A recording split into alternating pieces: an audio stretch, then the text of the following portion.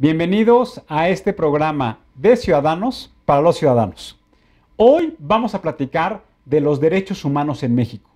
Vamos a platicar de la responsabilidad que tenemos todos los ciudadanos para que siempre esté inalterada la dignidad de la persona. Cuando hablamos de derechos humanos, hablamos de las garantías individuales, hablamos de lo más sagrado, hablamos de la libertad que tiene la persona, la libertad que tiene la familia y la sociedad para llevar a cabo las actividades y las tareas que consideran las más relevantes.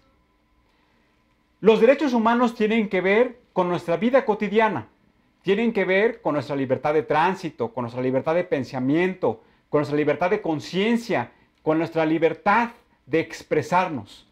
Pero también tienen que ver con las libertades que tenemos como persona para asociarnos con otras, para manifestar nuestras ideas y nuestras percepciones políticas, con la posibilidad de que nosotros podamos emprender proyectos que permitan transformar las condiciones sociales en las que vivimos. Y eso es de lo que vamos a platicar el día de hoy. Vamos a tener una entrevista con dos promotores de derechos humanos que han venido participando de manera importante en diferentes casos a lo largo del país. Por una parte, Graciela Martínez y por otra parte, Jesús Robles Malof, que han participado en un proyecto en donde han aglutinado la historia de 40 promotores de derechos humanos, un documento que lo que permite es identificar cómo un ciudadano como tú y como yo tiene la posibilidad de emprender un proyecto que respete la dignidad de las personas, siempre que tenga muy claro cuál es el objetivo y cuáles son los recursos con los que se cuenta. Para ello, le fuimos a preguntar a ciudadanos que nos hacen favor de manifestarnos y compartirnos sus respuestas, qué significa para ellos los derechos humanos, cómo visualizan cuál es el estado de situación actual de los derechos humanos en México y cuáles consideran que pueden ser las acciones que pueden llevar a cabo como ciudadanos para mantener, privilegiar y sobre todo proteger los derechos humanos en México. Vamos a ver lo que nos contestaron. Es muy alta. ¿Muy alta por qué? Porque en ningún lado lo respetan, dicen que existen y que todo el mundo lo defiende, pero solamente defienden el de algunos cuantos con poder. Es alta, porque la ley no lleva a cabo lo que debe de hacer, ¿no? Alta. ¿Por qué? Porque no se da el seguimiento que a veces proponen y hay algunas, pues sí, algunas leyes o algunas cosas que pues son contraproducentes. Alta. ¿Por qué? Porque no se respetan los derechos de nadie, pues, simplemente veámoslos con los de Ayotzinapa o en muchos casos no se respetan los derechos humanos de nadie. No, en algún caso en particular que yo te pueda dar el ejemplo, no sé ninguno. Simplemente en los periódicos. Bueno, pues tan solo conmigo hubo un problema con una policía en el Metrobús por parte de un supervisor del mismo Metrobús y no me dieron la atención, me llevaron 24 horas a la delegación Benito Juárez y tuve que pagar 10,300 para poder salir. Pues a veces con los niños, por ejemplo, con la violencia familiar. Pues podríamos empezar, no sé, por los pueblos, no sé, que sus escuelas están mal, que no tienen como las áreas que deben de tener para estudiar los niños, ¿no? Un ejemplo ahí está derechos humanos y yo siento que no están cumpliendo con su trabajo en eso. Sí las hay, lo que pasa es de que no las aplican. Las hay, pero falta explotarlas más y falta que informen más a la ciudadanía. Está difícil. ¿Por qué? Pues es que hay por la misma inseguridad que te da el gobierno, ¿no? La policía, todos. Pues yo creo que eso depende de cada persona, ¿no? Cómo piense y pues si una persona no respeta, pues hay muchas que tampoco respetan, entonces creo que es dependiendo de cómo seas. Yo creo que sí están las condiciones, pero no se realizan, o sea, ya eso también no depende tanto de nosotros, igual y nosotros votamos por alguien o tenemos la confianza en alguien, pero ya depende de esa persona que se realice. Claro, sí, simplemente yo digo que tendremos que cambiar a nuestros representantes de gobierno y de todo, porque son los que empiezan a, ¿cómo se dice? Sí, pues a violar nuestros derechos humanos con su forma de guiarnos. Yo diría que todos haciendo conciencia ciudadana, entre todos, hacer una conciencia colectiva, vaya, de reunirnos todos o hacer algo entre todos al mismo tiempo. Empezar a respetar nosotros, ¿no? También el de los demás. Entonces eso es lo principal. Pues no quedarnos callados, hablar, comentar todo lo que veamos. El sentirse bien con uno mismo, ¿no? Para respetar a otras personas, primero te tienes que respetar a ti. Entonces, si tú no te respetas, no vas a poder respetar a alguien más. Creo que empezar desde nuestra casa, haciendo nuestros valores con nuestra familia, con nuestros hijos, y que ellos sean unas personas que tengan ética, ¿no? Valores. Ya depende de cada familia la conciencia que haga en sus hijos, ¿no? Estamos hablando de los derechos humanos en México. Como siempre, les agradecemos mucho a las personas que nos hacen favor de darnos sus respuestas con una visión muy fresca y muy clara, en este caso, de cómo ven los derechos humanos, y nos llama mucho la atención que existe una percepción generalizada que hay una alta violación a los derechos humanos. Y cuando les preguntamos si existe un área de oportunidad para que en México, dicen ellos, hay las condiciones adecuadas para que se lleven a cabo esta protección, lo que plantean es que lo que hace falta es que haya políticas efectivas aprovechando las condiciones actuales que existen, pues para que realmente esto se convierta en una protección permanente hacia las personas y hacia las familias. Como todos los programas, nos acompaña Alfonso Rodríguez, con el cual vamos a profundizar y vamos a tratar de identificar cuál es el estado de situación de los derechos humanos en México. Alfonso, ¿cómo estás? Muy bien, Tulio, muy buenas noches. Bienvenido, Alfonso. Muchas gracias. Mencionaba un poco, Alfonso, al inicio, de que los derechos humanos tienen que ver con el rescate de la dignidad de la persona, pero fundamentalmente tienen que ver con este principio fundamental que es la libertad. ¿Qué nos puedes platicar, Alfonso, de cómo vemos hoy los derechos humanos en nuestro país? Pues hoy tenemos unas gráficas que preparamos, Tulio, que son cifras que presenta el INEGI de 2014. Y habla, en la primera gráfica, si nos hacen favor de ponerla, habla, por ejemplo, para empezar, de las quejas recibidas.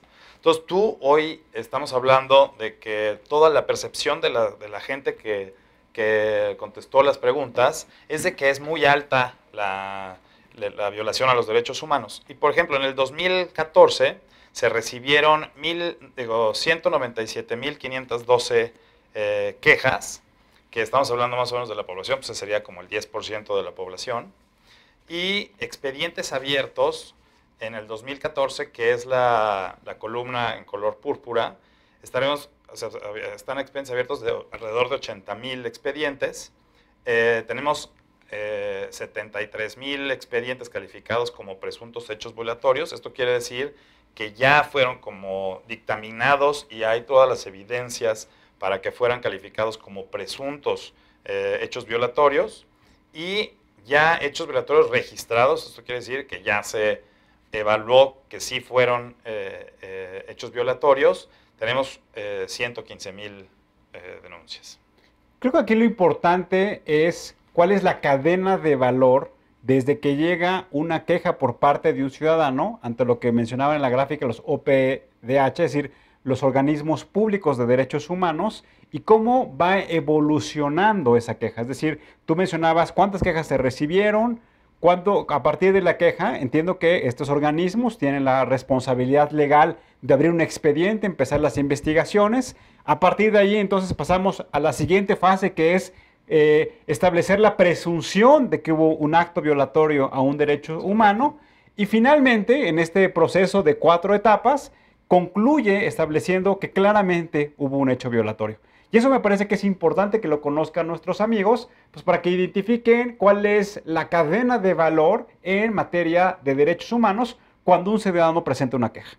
Sí, y otro de los datos importantes es ver el número de quejas que se presentan y los expedientes que se abren. Eso quiere decir que los organismos públicos defensores de los derechos humanos en cada uno de los estados pues no llevan a cabo bien las quejas recibidas, no se convierten inmediatamente en un expediente abierto, sino deben de meterse en otra instancia para que puedan calificarse como un presunto hecho violatorio de los derechos humanos. Y cabe destacar, Alfonso, que una de las grandes discusiones que ha habido en nuestro país es que los organismos públicos en materia de derechos humanos deben de tener autonomía, es decir, que no dependan de manera directa de los gobiernos de los estados, o en este caso del gobierno federal, sino que tengan todos los instrumentos necesarios para que bajo una autonomía de gestión tengan la posibilidad de, con toda objetividad e imparcialidad, emitir en su caso recomendaciones a instancias gubernamentales que han de manera sistemática o casuística violado el derecho humano de una persona o de un grupo de personas. Sí, es correcto. Así es como es el procedimiento, tal como lo platicas. Y si quieres, pasamos a la siguiente gráfica, que más o menos nos platica los porcentajes en los que son violados los derechos humanos de los hombres o de las mujeres y de un grupo que no es específico, y que eso es referente a que esa información no se levanta en el acta o en el expediente el cual se está ejecutando la denuncia. Entonces tenemos que el 11% son de estos no especificados, el 37% de las denuncias son de mujeres y el 52% son de hombres. Aquí lo que deberíamos preguntarnos, si las violaciones o las víctimas que están registradas en los casos de derechos humanos, vemos que claramente hay un porcentaje mayor en la proporción respecto a hombres y mujeres que no necesariamente reflejan la realidad de nuestro país en la proporción de la población entre hombres y mujeres. Y ahí lo que tendríamos que preguntarnos si son los hombres los que tienen mayores elementos o tal vez una mayor voluntad para presentar una denuncia o una queja en materia de derechos humanos versus las mujeres. Esa es como que la interrogante que me generaría al poder leer esta gráfica que presentas. Sí, o si los hombres estamos más expuestos a la violación de los derechos humanos que las mujeres. Podría ser otro reactivo que habría también que hacer una investigación para ver cuál es el factor que determina que haya menos mujeres que hombres que se violan sus derechos humanos. Porque hoy que hablamos, y en este programa lo hacemos recurrentemente cada vez que platicamos un tema de la proporción, de la composición entre hombres y mujeres, pues lo que también nos llama mucho la atención es que una de las características de los derechos humanos es el derecho a la igualdad y es la prohibición de la discriminación. Entonces, por eso es importante que hablemos de cuáles son las capacidades y las posibilidades que por género tienen ambos segmentos para poder presentar, para poder denunciar, para poder documentar lo que consideren que es una violación a sus derechos humanos. Si te parece, Tulio, vamos a ver la siguiente gráfica que nos dice el número de víctimas, diferenciando entre hombres y mujeres, con una relación de cada uno de los derechos. Y como vemos, el primero es la violencia contra la mujer, y ahí pues obviamente la mayor parte de las víctimas son mujeres. La siguiente es el derecho a la educación. Aquí también en la columna vemos que la columna clarita, que corresponde a las mujeres, el morado clarito, es mayoritaria. También el derecho a la no discriminación, a la igualdad, que es el derecho que estábamos platicando ahorita. También las mujeres son las que tienen la mayor cantidad de víctimas.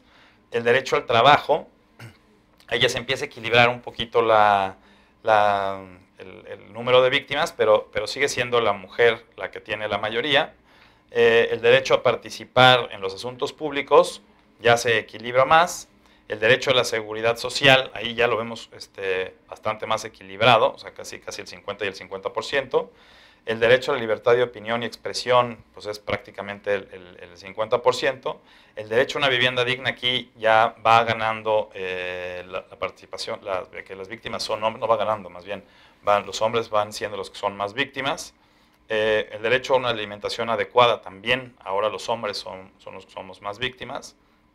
El derecho a no ser sometido a la tortura o tratos penales inhumanos, también los hombres somos ahí los que tenemos más víctimas. Y el disfrute al más alto nivel posible de salud física y mental, también los hombres son los que tenemos más víctimas. Y el derecho a la vida. Aquí un poco lo que hace en esta gráfica, Alfonso, es tratar de enunciar cuáles son los principales derechos o garantías que tiene un ser humano, que su violación puede constituirse como una violación a dichos derechos. Me llama mucho la atención que en esta proporción si quisiéramos poner prioridades, claramente lo que se refiere al derecho a la libertad de la persona, el derecho a que no sean objeto de tortura y el derecho a una plena salud son como que los 3 derechos en donde ha habido mayores quejas presentadas ante los organismos de derechos humanos. Creo que te faltó uno, Tulio, que es muy importante, el derecho a la vida. Debe ser uno de los que son más importantes y sí, efectivamente son esos como los 5 derechos que más violaciones tienen de estos que mencionamos. Y eso de lo que nos habla Alfonso es de cómo en las instituciones públicas, que son los responsables de proteger y velar porque se protejan estos derechos humanos, pues es ahí en donde vemos el foco, en donde tendrían que fortalecerse la capacidad de instrumentación de estas instituciones para proteger a las familias, a las mujeres y a los hombres en esas materias. Sí, aquí hemos atacado mucho el tema de la impunidad. Yo creo que está muy vinculado el tema de la impunidad con el tema del respeto y la defensa de los derechos humanos. Y cuando hablamos de impunidad hablamos pues, de que tenemos que tener un sistema de justicia mucho más eficiente y eficaz y que debemos de tener más recursos humanos y financieros para darle a esos, por ejemplo, a las procuradurías, a los policías estatales. Y me parece, tengo la percepción de que no hay dinero que alcance para atender todos los problemas que se refieren a estos reactivos. Y complementando con lo que dices, también veíamos en la gráfica que una de las principales quejas es un derecho a un juicio justo. Vamos a tener un programa en las siguientes semanas en donde vamos a platicar de la justicia cotidiana. Claramente, hoy en nuestro país tenemos un reclamo importante de que las condiciones que debe tener cualquier ciudadano para acceder al sistema de justicia, pues debe ser, como lo acabo de mencionar, en igualdad de condiciones.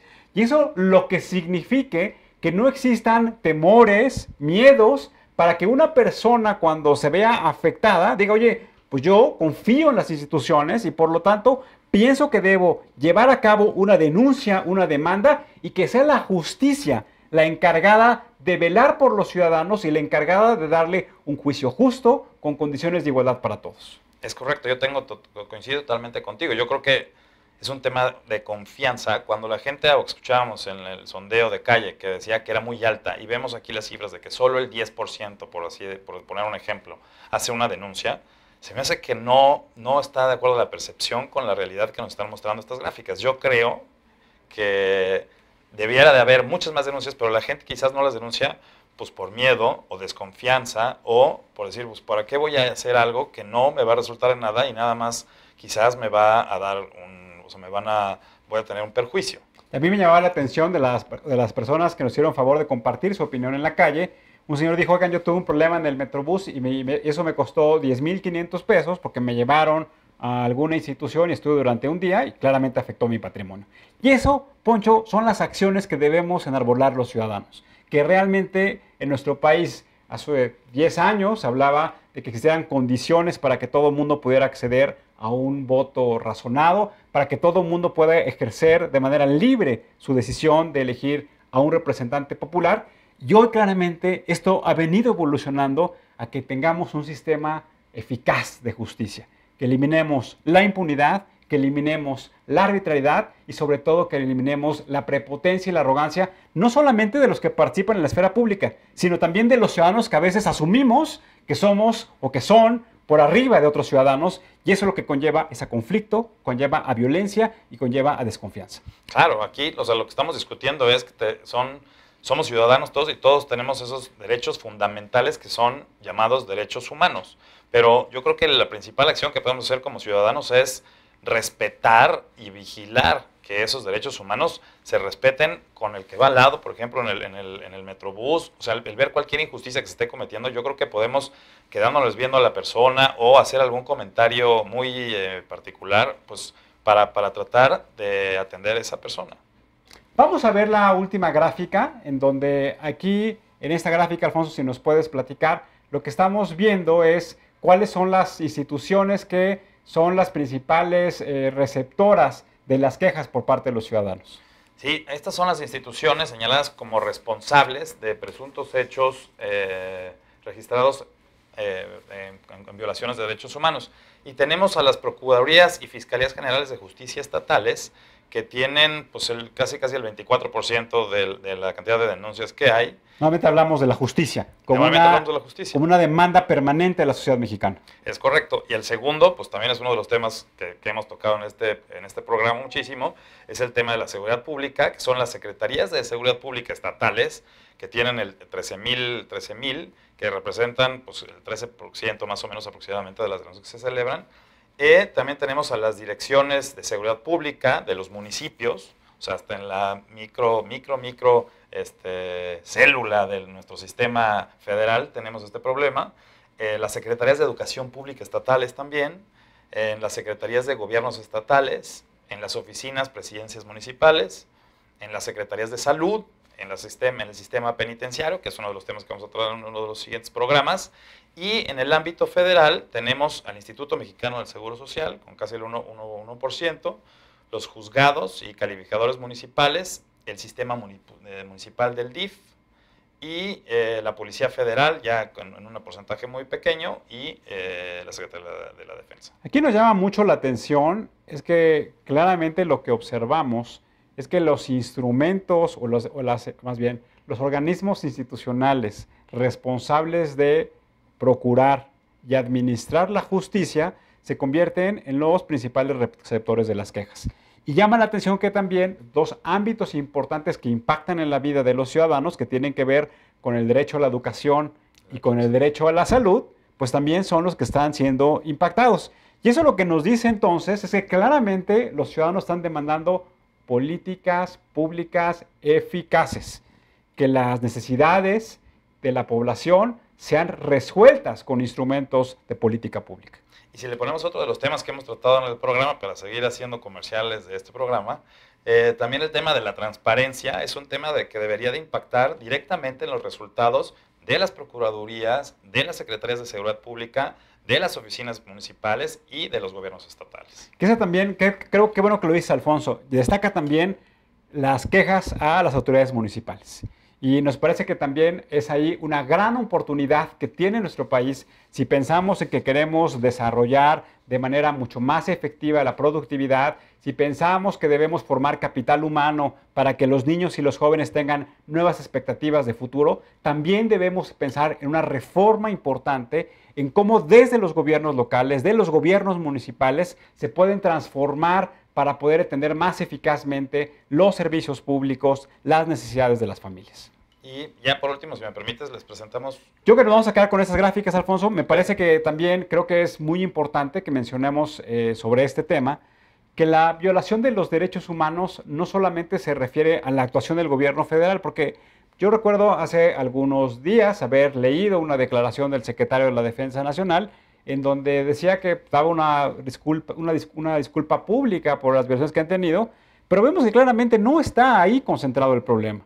El problema, insisto, está concentrado en las necesidades básicas de la población y eso me parece que debe ser el punto de enfoque en donde debemos exigir los ciudadanos. Sí, es correcto. Y como tú hablabas, el tema de justicia cotidiana, yo creo que muchos de los problemas que se tienen en esos aspectos vienen representados en estas cifras que presentamos hace un momento.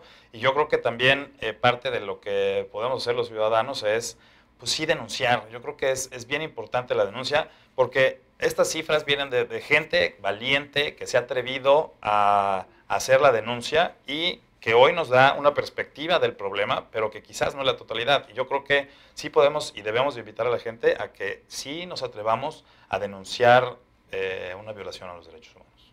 Alfonso, muchas gracias como siempre. Nos vemos en la próxima. Vamos a continuar, vamos a platicar con Graciela Martínez y Jesús Robles Maloff sobre cómo promover los derechos humanos y cómo los ciudadanos sí podemos ser promotores de los mismos. Regresamos.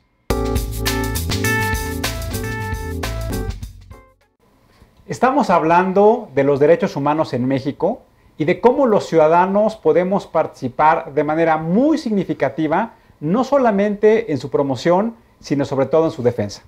Y para ello hemos invitado a dos ciudadanos que han venido trabajando en los últimos meses de manera muy importante con diversas organizaciones de la sociedad civil, pero también junto con otros promotores de derechos humanos para hacer realidad que los derechos humanos sean parte de la vida cotidiana de todos los mexicanos. Nos acompaña Graciela Martínez. Graciela, gracias por acompañarnos. Muchas gracias por la invitación. Ella pertenece a la Comisión Mexicana de la Promoción de los Derechos Humanos, ¿es correcto el nombre? De la defensa y promoción. Defensa y promoción, se me olvidaba Sí, ese término. Es que es largo. Y por otra parte también nos acompaña Jesús Robles, que es un promotor incansable de los derechos humanos, un promotor ciudadano y que actualmente está trabajando en articular esfuerzos de la sociedad civil a través de Enjambre Digital. Jesús, gracias por acompañarnos. Gracias, Tulio, y es un placer estar aquí. Pues para iniciar con este programa, me gustaría preguntarle a cada uno de ustedes qué significa ser un buen ciudadano. Empezamos contigo, Graciela. Bueno, si el tema del que hablamos el día de hoy es el tema de los derechos humanos, yo diría que los defensores y defensoras de derechos humanos son buenos ciudadanos, buenos y buenas ciudadanas. Y ¿qué significa ser defensor de derechos humanos? Pues ser defensor de derechos humanos es un concepto muy amplio, reconocido por las Naciones Unidas. Implica cualquier persona, no necesariamente tiene que tener una profesión o tiene que ser especialista, que colabore de alguna forma en la defensa y promoción de los derechos humanos. No tiene que ser lucrativo, no tiene por qué ser un abogado. Entonces, yo creo que podría definir que un defensor de derechos humanos es un buen ciudadano. Jesús. Yo he pensado esa pregunta y bueno, creo que pues, ser un buen ciudadano es estar interesado, ¿no? Estar interesado es mostrar un interés por lo público. No necesitas ser un defensor. Los defensores, estoy de acuerdo, son buenos ciudadanos y ciudadanas. Quizá están muy interesados, es un poquito más el nivel de interés que tienen. Pero para ser un buen ciudadano hay que estar interesado. Primero hay que estar informado y hay que ser crítico con la información. ¿De qué manera se puede ser crítico? Platicando con otros. Oye, yo me enteré de esto. ¿Qué sabes de esto? Y a veces los núcleos, si pensamos el gran ciudadano es aquel que salva al mundo, el que tiene una gran iniciativa ciudadana, no, es el que habla con su familia, el que pone a prueba sus ideas en su entorno, el que discute y se enriquece a través del diálogo. Ese es ser un buen ciudadano. Si tuviéramos muchos de esos, creo que de otro país sería. Yo creo, no sé.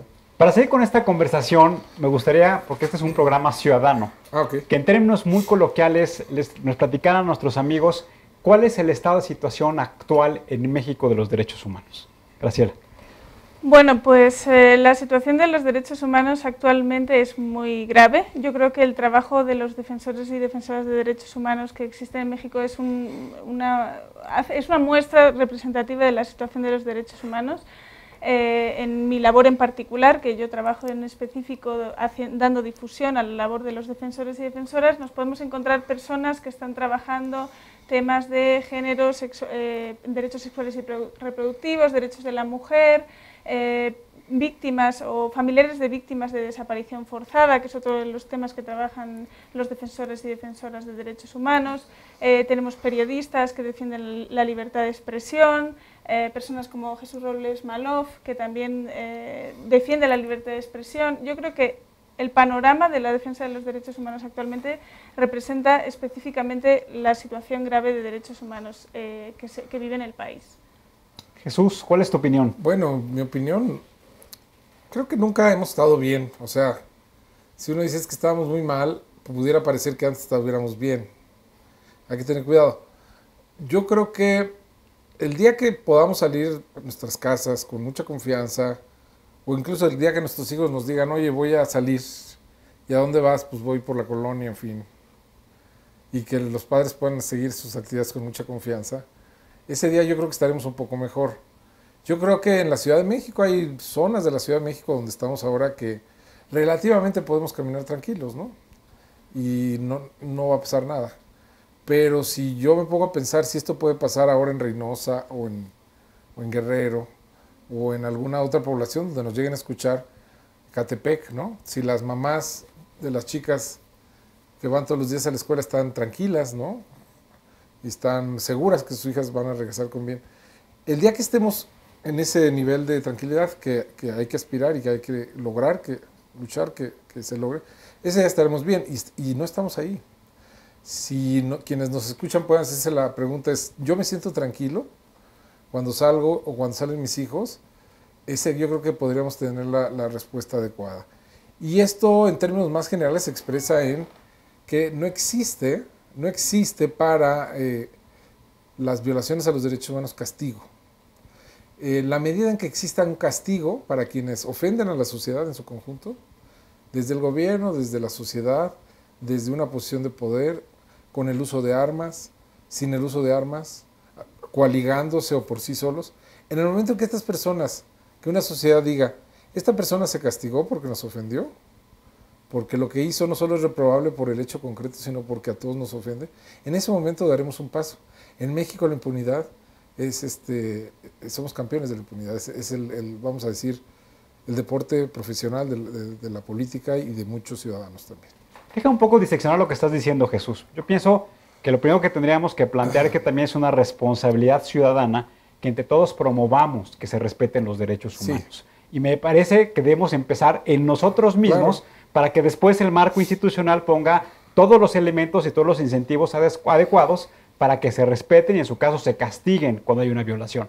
Pero para empezar esta disección, me gustaría preguntarte, desde tu punto de vista, que has sido promotor, durante muchas veces hablábamos de esta figura de defensor de los derechos humanos, ¿qué es lo que tiene que hacer el ciudadano común y corriente como nosotros para promover entre sus más allegados una cultura de vigencia de los derechos humanos? Bueno, lo primero es muy importante, no hay que esperar que alguien más lo haga, ni es que decir que el gobierno lo haga o que es responsabilidad del gobierno, es responsabilidad de nosotros. Nosotros tenemos que, yo digo a veces, intransigentemente cumplir con nuestras obligaciones, ¿no? Primero cumplir la ley, y es algo muy importante. Yo ya entraremos a detalle después, o quizás si no da tiempo ya en otros espacios, yo no creo que hay que cumplir la ley siempre, ¿no? Pero siento que en términos generales el principio es que hay que cumplir la ley, y hay que pagar nuestros impuestos, y hay que respetar a los peatones, y si somos ciclistas hay que respetar a los peatones, y si somos peatones hay que respetar a otros peatones. Hay que respetar los lugares de, por ejemplo, personas con discapacidad. Esos detalles forman una cultura de respeto muy importante. Y si vamos en el metro hay que levantarnos, ¿no? Si entra un adulto mayor. Esas cosas están en nuestras manos y hay que hacerlas, sin lugar a dudas, ¿no? Intransigentemente digo, suena un poco fuerte, pero digo, esas cosas, porque se forman en lo cotidiano, no son las grandes acciones, es lo cotidiano, lo más inmediato, es donde se forma el Estado de Derecho y nos corresponde a nosotros. Una vez que lo hacemos, sí hay que exigir que quienes están en los puestos públicos hagan no solo eso, ellos por algo se propusieron, nos dijeron que eran muy buenos, que tenían muchas capacidades, entonces hay que exigir que hagan eso y más, porque tienen dinero y presupuesto público. Creo que sería una manera de empezar. Y otra cosa muy importante de los ciudadanos, sí tenemos que indignarnos cuando no se cumple la ley. Es decir, no es solo, por ejemplo, pongo el ejemplo en el metro, ¿no? Cuando un grupo de chavos está hostigando a una joven, le está chiflando, sí hay que decir, no estamos de acuerdo, sin generar más violencia, pero decir, oigan, no estamos de acuerdo en que le estés chiflando de esa manera. Yo lo hago cotidianamente.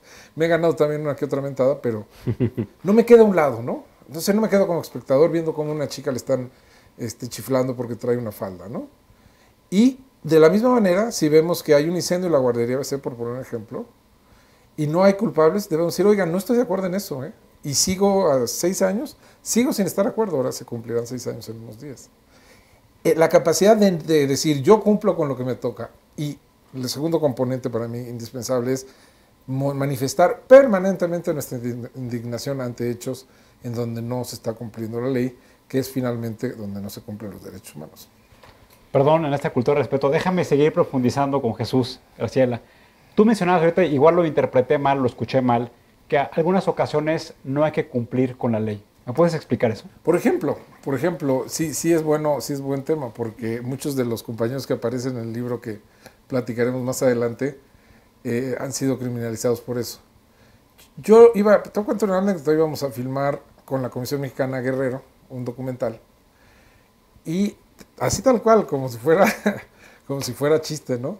Íbamos pasando por Iguala, por Chilpancingo, y enfrente de nosotros un grupo de campesinos empezó a caminar y a cruzar la carretera para cerrarla, ¿no? Y claramente, ¿qué dijimos? No dijimos qué bueno, ¿no? Dijimos chin, ¿no? Como cualquier paseante, ¿no? Y entonces dijimos, bueno, frenamos el coche, y entonces les dije, bueno, vamos a estacionarnos. Y les digo, oye, y le pregunto a mis compañeros, uno de ellos de la comisión, de donde trabaja Graciela, Y si me pregunto a ver qué es lo que sucede, pues con cuidado me dice, ve, ¿no? Aquí te estamos bien. Cuando me acerqué a ellos, era un grupo de campesinos que llevaban 20 años pidiendo que se les reconociera un municipio, una determinada zona de Guerrero como municipio. Yo le digo, ¿por qué, oigan? Esto es mucho trámite, que no sé qué. No, es que el municipio, la cabecera municipal, que es otro pueblo, no nos da agua y no tenemos agua, ¿no? Oiga, pero ¿por qué cierran la carretera?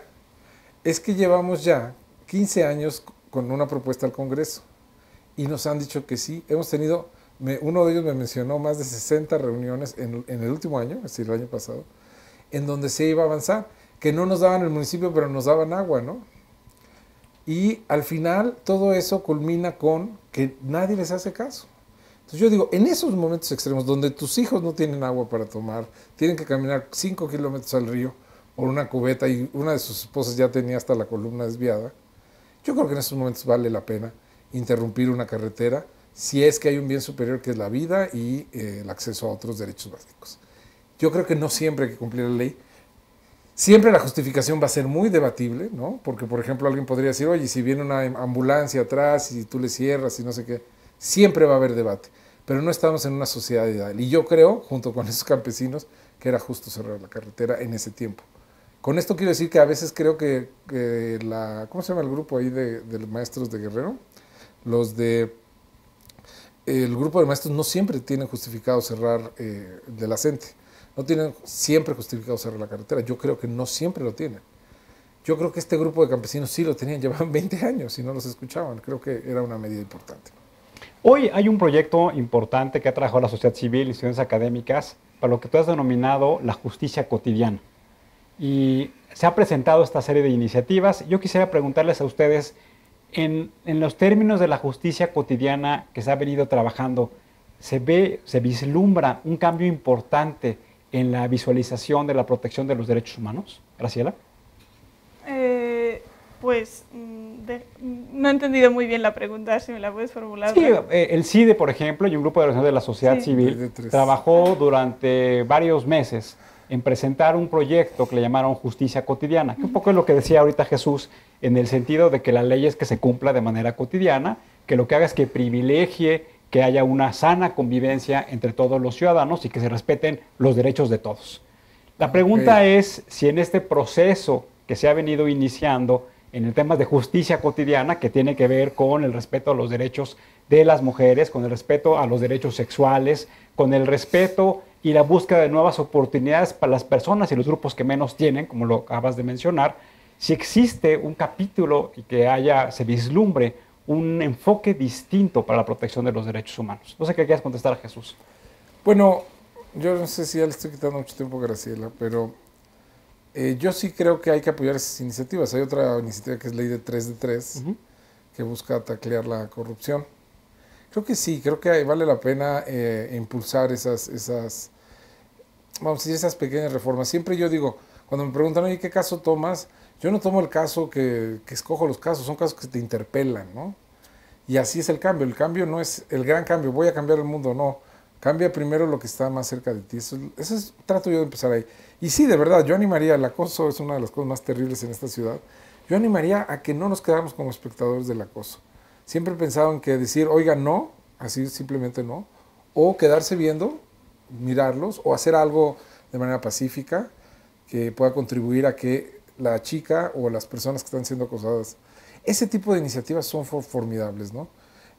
Yo no sé si tengas algún otro ejemplo, Graciela, pero sí creo que es muy importante ese tipo de detalles para cumplir y para crear una cultura, porque de leyes y de cambios legislativos no necesariamente vienen los cambios culturales, ¿no? Claro.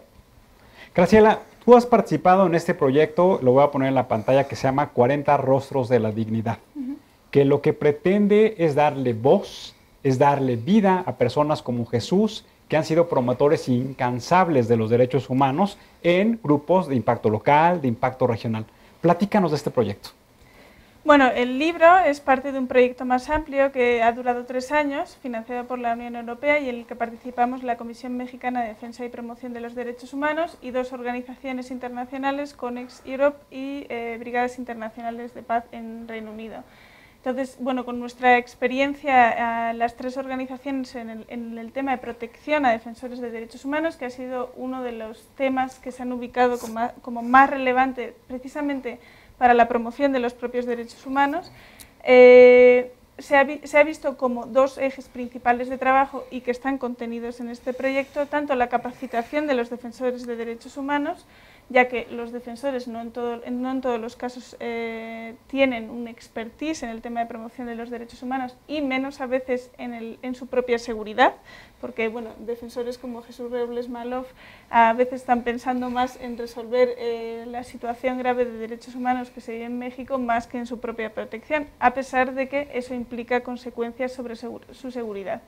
Entonces, este es uno de los ejes, el tema de la capacitación, principalmente en seguridad y en otros temas.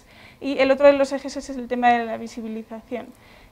Consideramos que dar a conocer el trabajo que hacen estos defensores y defensoras de derechos humanos a través de este libro, por ejemplo, y de otras muchas formas que hemos realizado distintos tipos de actividades, también es una forma tanto de empoderar a los propios defensores sobre el trabajo que están haciendo, alentarlos a que lo sigan haciendo y al mismo tiempo aumentar su perfil o dar a conocer para que haya también como mayor protección en su trabajo, ¿no?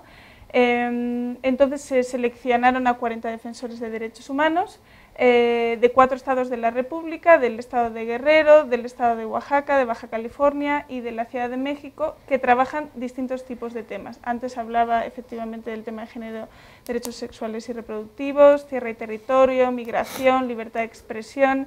Digamos que es una muestra representativa de la defensa de los derechos humanos en México. Y este libro, digamos que pone un poco punto final a ese proyecto, es lo que se pretende. Bueno, y si me permites decir algo, tiene la ventaja, iba a decir un chiste muy malo, detenerme en el libro, no es cierto, tiene la ventaja de creo que estás como en las últimas páginas. También quisiera hacer un reclamo a Graciela, pero lo haré después del programa.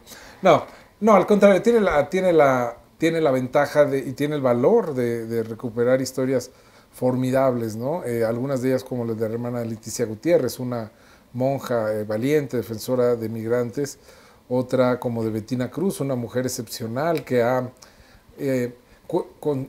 concientizado a las comunidades en Oaxaca sobre los impactos de una tecnología que, si bien es una tecnología mejor, la eólica, sí causa un impacto y que impuesta de manera arbitraria genera consecuencias terribles. En fin, yo les animaría a que además no solo pueden tenerlo de esta manera, está en línea, y yo lo que quería decir es, pueden descargar en la página, creo que se llama Rostros de la Dignidad, ¿no? O algo así. Ahorita la damos con más certeza. Pero lo que quería decir es que viene en un momento también donde los defensores de derechos humanos han sido atacados. En algo como, vamos a decir, en la legitimidad. No somos, y eso hay que decirlo, las mujeres y los hombres que defendemos los derechos humanos no somos especiales. Somos igual que cualquier ciudadano y tenemos un valor. Un valor por ser simplemente tener una función en la sociedad. Y esto es muy importante decirlo, no pretendemos para nosotros ninguna consideración especial. Lo cierto es que desde algunas capas del gobierno, y tristemente también desde sociedad civil, ha habido una campaña reciente, que es una campaña reciente, pero con un tufo de viejo muy grande. Es decir, que quienes defienden derechos humanos defienden a los secuestradores, ¿no? Que defienden a los torturadores, ¿no? Que defienden a los malos de la película, podríamos decirlo así. Cuando lo que se está diciendo es verdaderamente una insensatez, ¿no? Cuando el discurso atrás de ese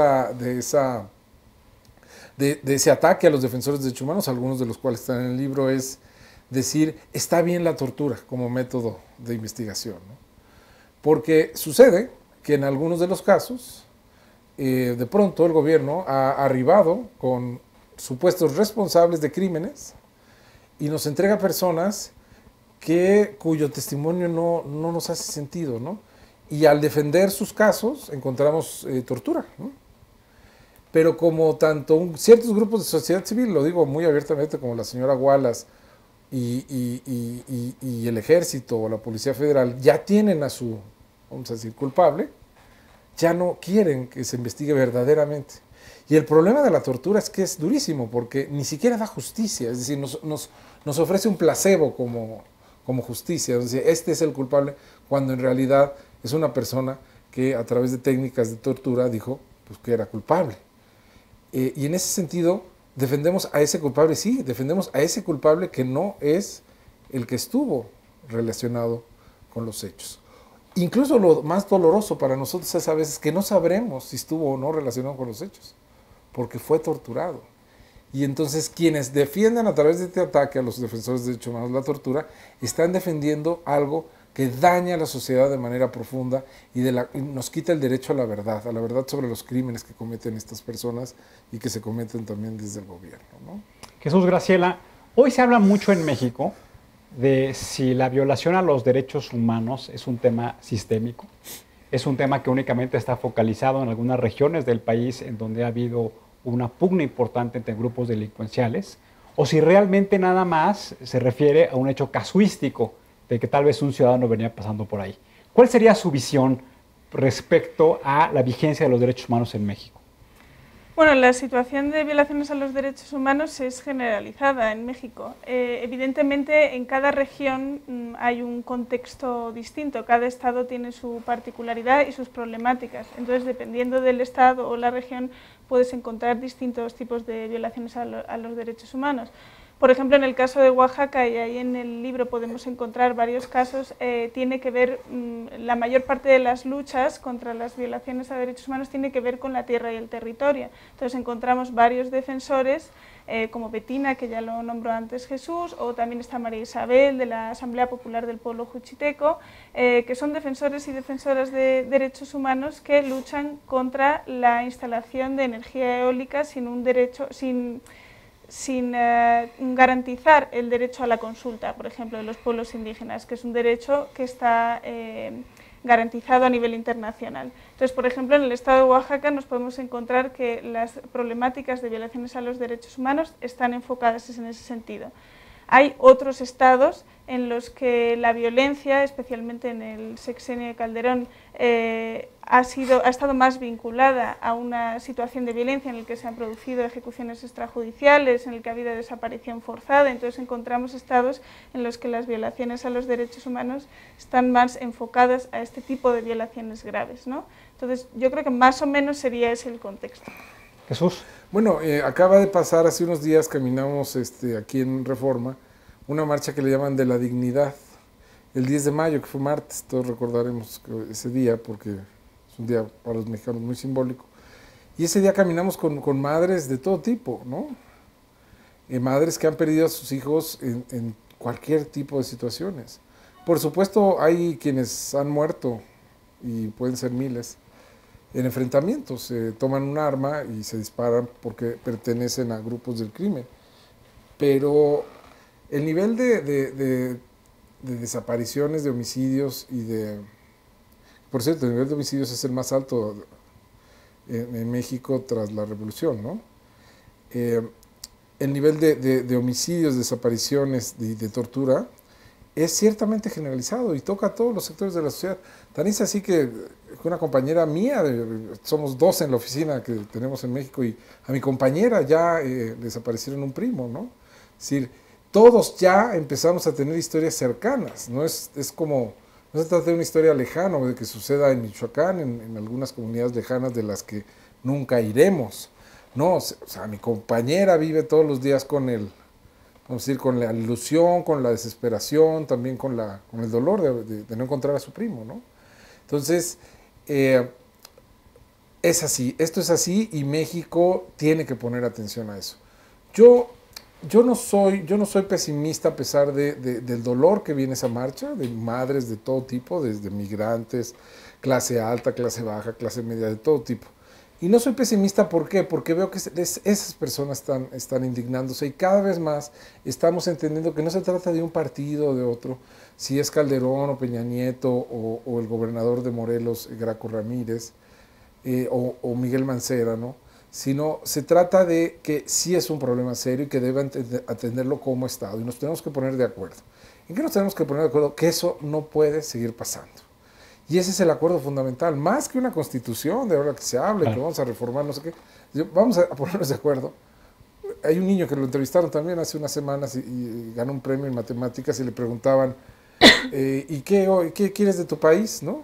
Y pues uno esperaba que el niño fuera a contestar pues cosas sobre su torneo de matemáticas. Primero, que no me maten, ¿no?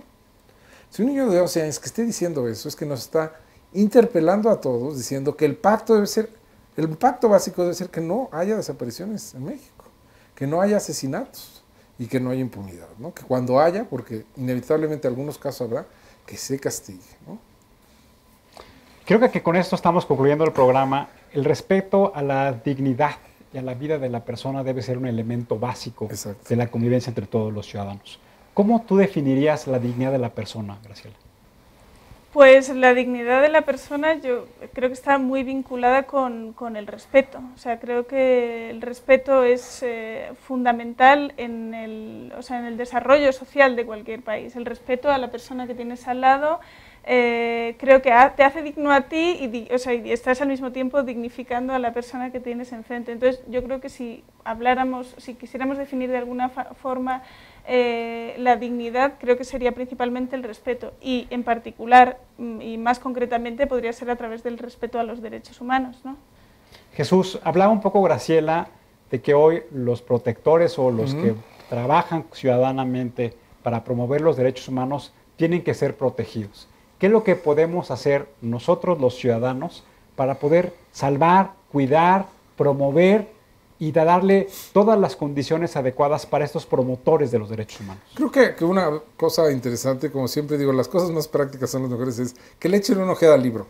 Quizá escojan una de las historias y la comenten con alguien más, no las 40 porque quizá no tengamos tan buena memoria, pero que escojan una y la comenten. Digan, esta historia me llamó la atención, vi un programa, vi que estaban promoviendo un libro, descargué el libro y esta historia me parece fascinante. Creo que eso sería una muy buena acción. Y yo creo que dignidad significa poder hacer nuestras vidas, vivir nuestro proyecto de vida, ¿no? Con todos los altibajas que tenemos, todos tenemos altibajas. Pero yo decía, en un texto de hace un año, decía, hay que morirse de viejo, hay que morirse de enfermo, hay que morirse quizá en un accidente o cayéndome las escaleras. Lo que no podemos morirnos es de dolor, ¿no? No podemos morir, lo que no se debe hacer es como una de las personas que sale en el libro, Tita Radilla, morir día a día después de 40 años buscar a su padre, ¿no? Y que no sepa nada de su padre. Eso no puede ser una muerte. Entonces, la dignidad reside en vivir nuestros proyectos de vida, decidir nuestra vida y morir de viejos, o morir de enfermos, o morir porque nos resbalamos. Pues muchas gracias, Graciela. Muchas gracias, Jesús. Gracias. Gracias por el trabajo ciudadano que realizan todos los días. Y gracias por las iniciativas que han venido impulsando. Y sobre todo, por ayudarles a las personas que tienen poca esperanza. A las personas que están en condiciones de marginación, en condiciones de pobreza, que no tienen el entendimiento claro de cómo poder acceder a los sistemas de justicia y que desafortunadamente son producto de la impunidad, son producto de la corrupción y son producto de los abusos que hay en nuestro país. Gracias por su trabajo, ciudadano. Muchas gracias. Gracias a ustedes.